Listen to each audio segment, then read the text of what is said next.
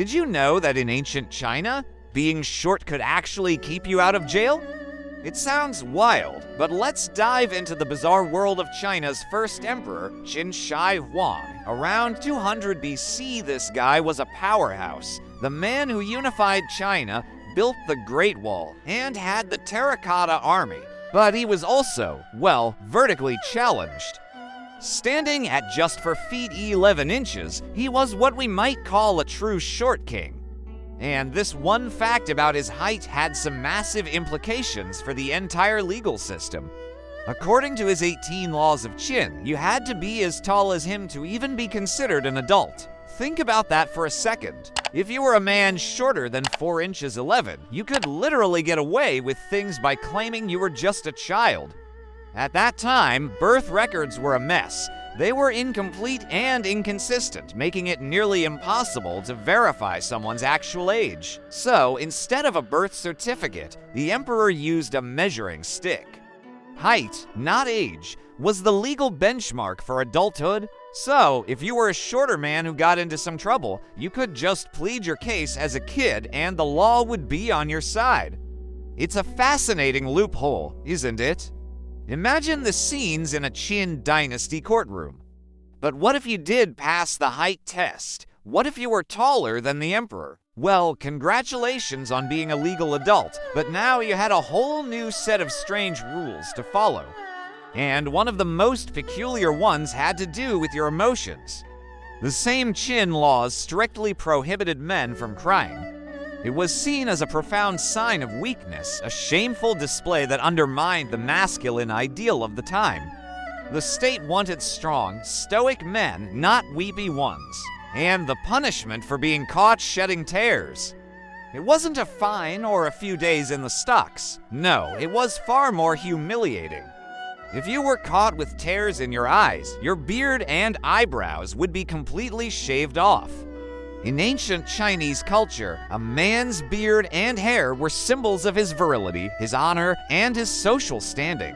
To have them forcibly removed was a public disgrace, a way of marking you as weak and unmanly in front of your entire community.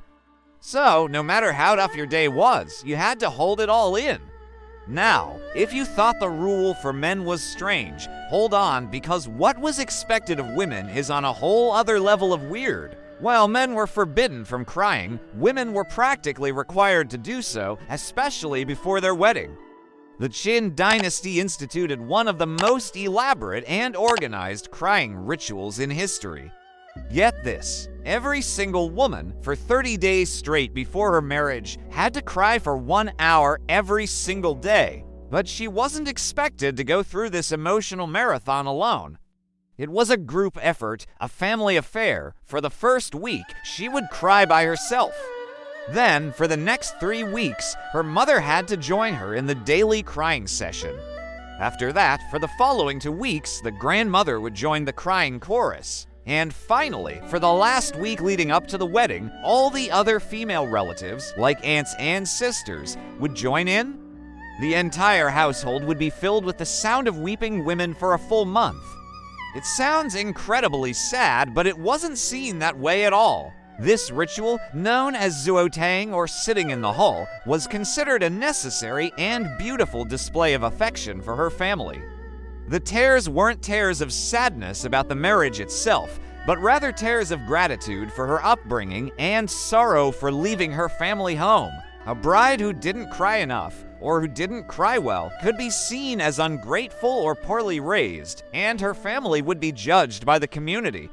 It was a performance of filial piety, a testament to the deep bonds of family, all expressed through a river of tears. So let's recap the sheer strangeness of the Qin legal system. Short men could claim to be children to avoid arrest. Grown men were publicly shamed by having their beards shaved off if they dared to cry. And women had to participate in a month-long, choreographed crying festival before getting married. It really makes you wonder what other bizarre laws have been lost to history. The world of Qin Shihuang was not just about grand armies and massive walls. It was a place governed by rules that reflected the unique personality and, perhaps, the insecurities of its ruler. It's a powerful reminder that history is not just about big battles and dates. It's about the strange, fascinating, and deeply human ways people lived their lives. Thanks for joining me on this trip back in time.